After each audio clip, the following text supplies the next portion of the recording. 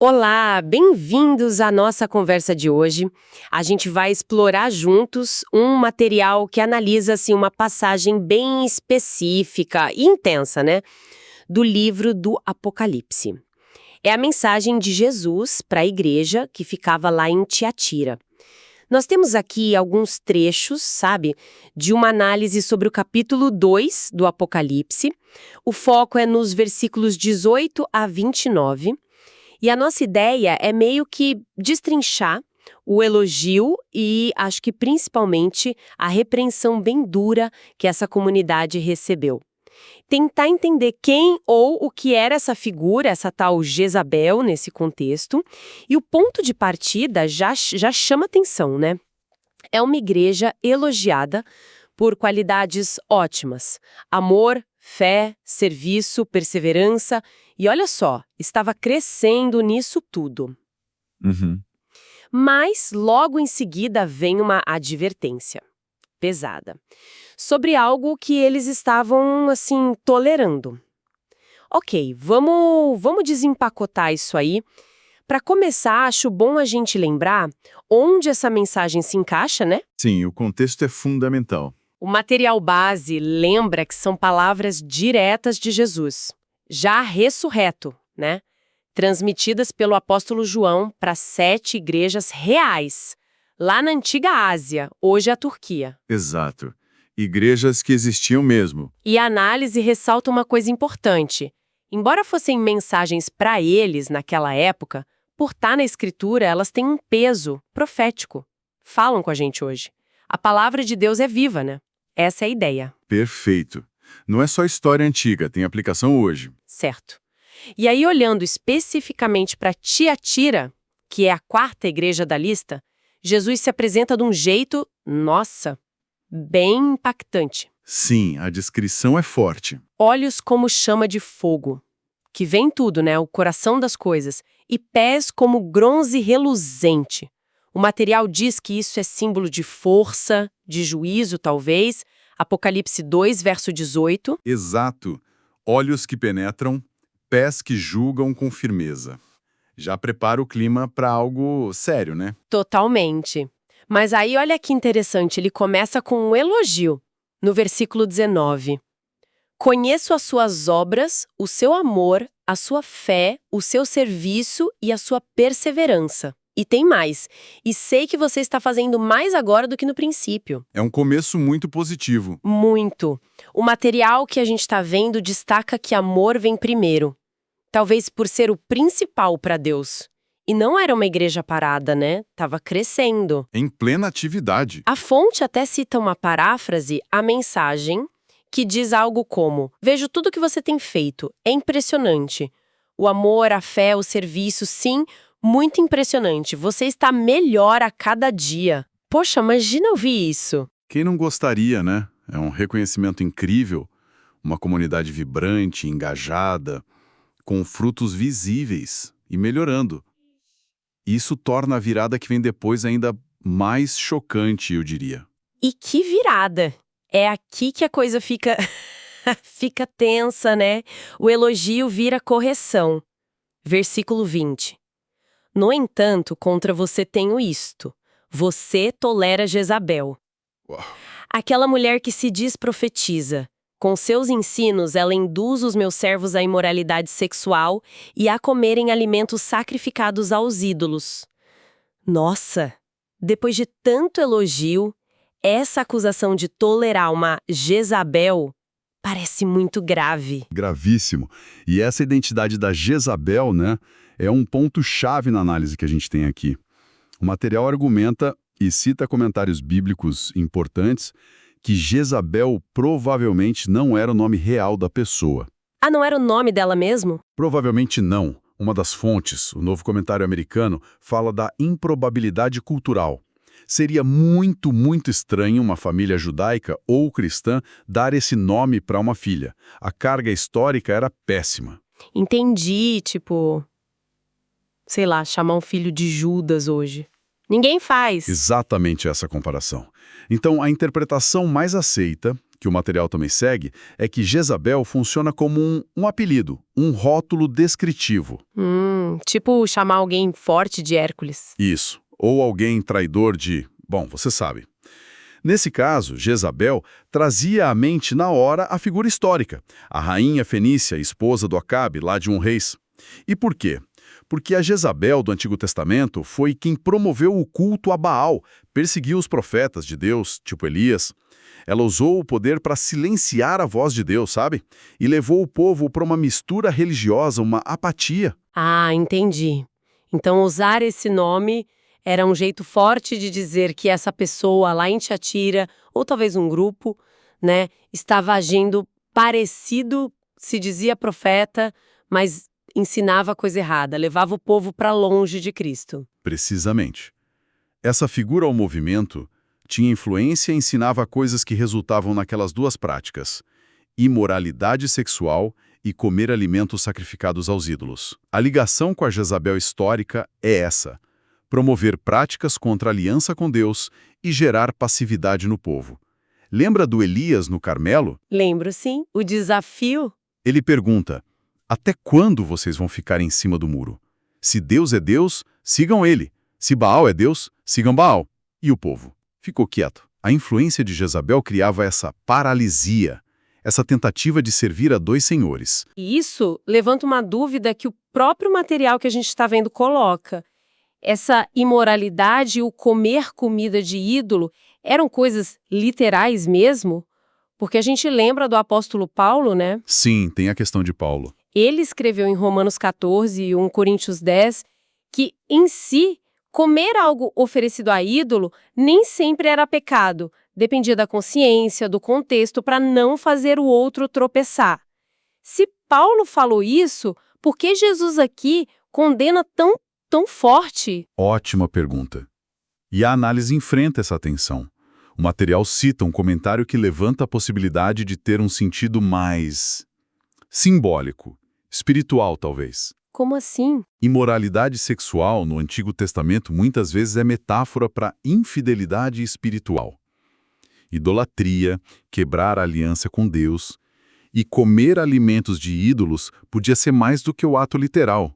Podia ser participar de banquetes, festas das guildas de comércio, que eram fortes em Tiatira e tinham rituais pagãos, sabe? Comprometer a fé nesses ambientes. Faz sentido. Uma contaminação cultural, talvez? Pode ser. Mas, e aqui está o ponto crucial que o material destaca. Se era literal, espiritual ou os dois, o foco da bronca de Jesus não é só na ofensa ou na Jezabel. Ele até diz no versículo 21 que deu tempo para ela se arrepender, mas ela não quis. Ah, então ela já estava resistindo. Exato. A crítica mais pesada de Jesus vai para a comunidade. Você tolera. A palavra grega é eseaukao, e o material define como permitir, deixar acontecer, não impedir, não proibir. A questão central é a inação da igreja. Peraí, então o problema maior não era nem ter essa influência lá dentro, mas a igreja não fazer nada a respeito. Eles viam e deixavam quieto. Exatamente isso. A correção é sobre a omissão, a falta de confronto, o silêncio que consente. Jesus não pergunta por que Jezabel está aqui, mas sim por que vocês a toleram. É o chamado à responsabilidade da comunidade em zelar pela doutrina, pela santidade. Nossa, o material usa uma analogia que achei bem forte. Diz que é como se a igreja estivesse num prédio pegando fogo.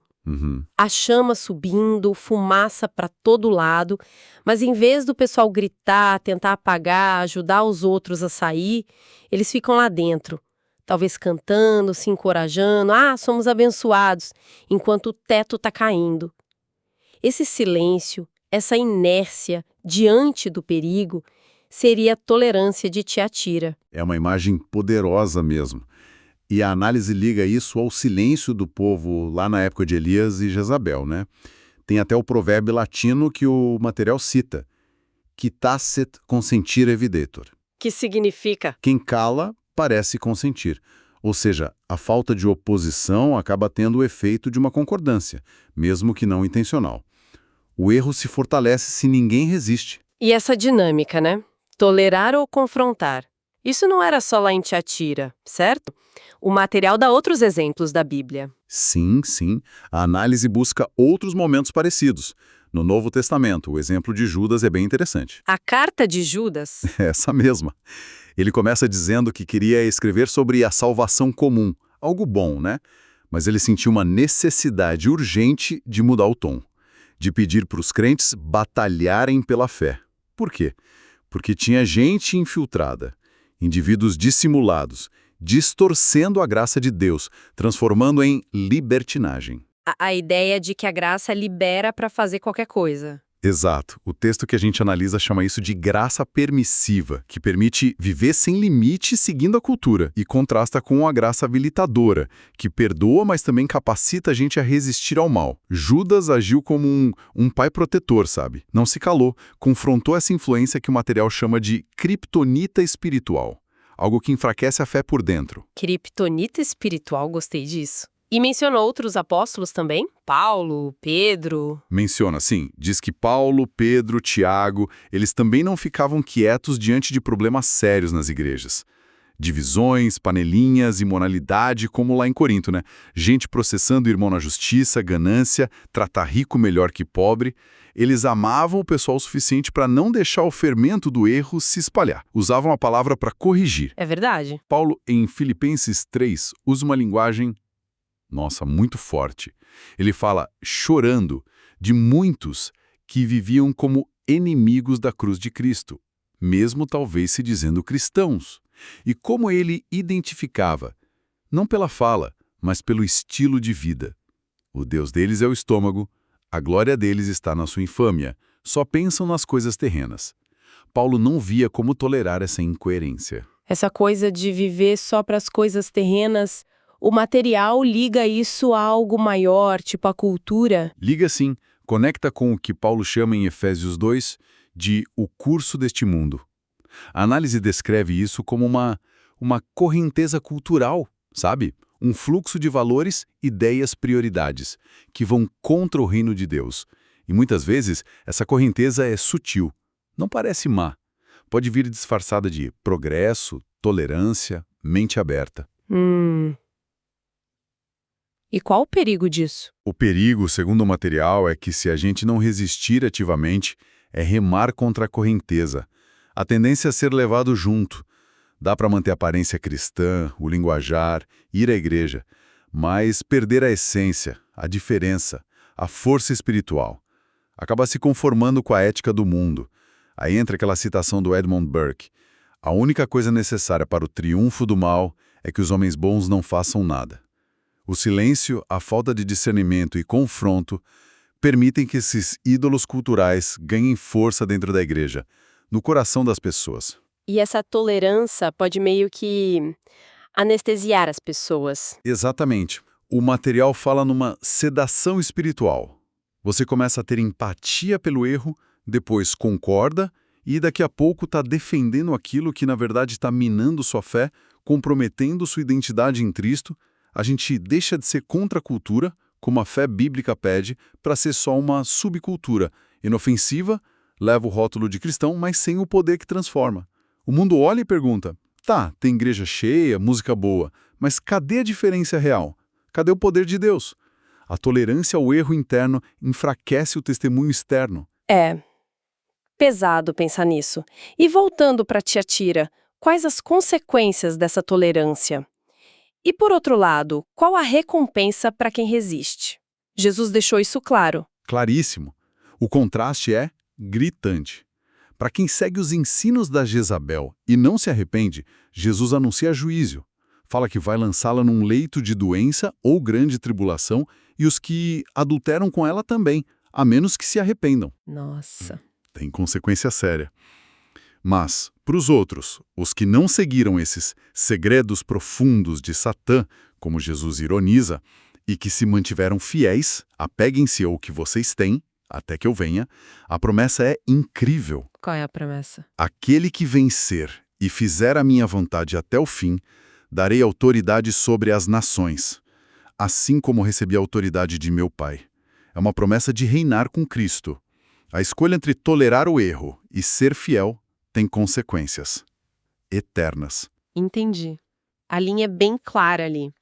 Então, qual seria a grande lição que o material tira dessa análise toda? O que fica pra gente? Acho que a lição central é que ser fiel a Cristo exige mais do que só boas obras e amor que Tiatira tinha, e muito. Exige também um compromisso com a verdade, com a santidade. Que às vezes, às vezes vai pedir confronto. Mesmo sendo desconfortável? Mesmo sendo desconfortável. Assim como a Jezabel lá atrás tentou calar os profetas, mas Deus levantou Elias para falar a verdade, a igreja é chamada a discernir e confrontar influências que fazem mal espiritualmente. E a análise frisa, a motivação não pode ser crítica, julgamento, caça às bruxas. Tem que ser amor pelas pessoas, zelo pela honra de Deus e pela saúde da igreja. E tem um ponto prático interessante que o material levanta, lá de 2 Coríntios 10.6, que fala de estar pronto para punir a desobediência quando a nossa obediência estiver completa. A ideia é que essa disposição para corrigir começa com a gente buscando a nossa própria obediência, a nossa própria libertação. Ah, então antes de apontar o dedo. Exato. Olhar para si primeiro. Arrumar a própria casa. E aí sim, a partir de um lugar de integridade, de amor, estar pronto para agir. A motivação final, insisto material, tem que ser o amor. Aquele amor que nos constrange a agir, mesmo que seja difícil e impopular. Entendi. Então, resumindo o que essa análise mostrou pra gente, Tiatira era uma igreja, nossa, superativa, amorosa, perseverante, crescendo em muita coisa boa, Sim. mas, para os olhos de Jesus, tinha uma falha crítica ali que podia pôr tudo a perder, a tolerância. A passividade diante de uma influência ruim, simbolizada pela Jezabel. O silêncio, mesmo com tantas qualidades, foi o ponto central da repreensão. Exatamente isso. A mensagem que fica é forte, né? O silêncio não é neutro quando o que está em jogo são coisas que minam a fé, essa criptonita espiritual. Confrontar com o defeito do jeito certo, com amor, baseado na palavra, buscando restaurar, não é só para alguns corajosos. É uma responsabilidade de todo mundo que faz parte da comunidade e se importa. E tudo isso deixa a gente pensando, né? Não tem como não pensar. Será que essa dinâmica de Tiatira, essa mistura de coisa boa com tolerância perigosa, será que isso ecoa hoje em dia?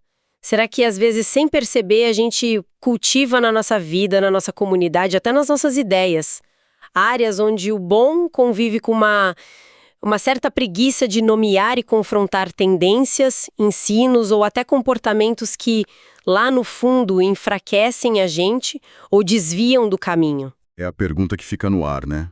Como seria hoje enfrentar essas Jezabels modernas?